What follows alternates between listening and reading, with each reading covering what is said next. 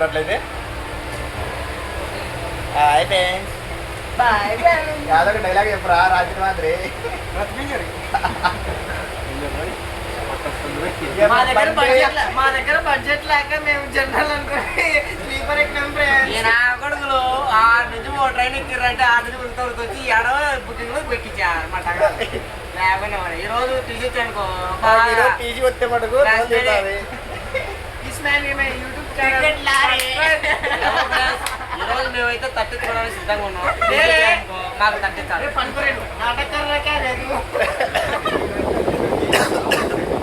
నాటకర్రాగా రేపు అమ్మ బాబు లే అంటాడు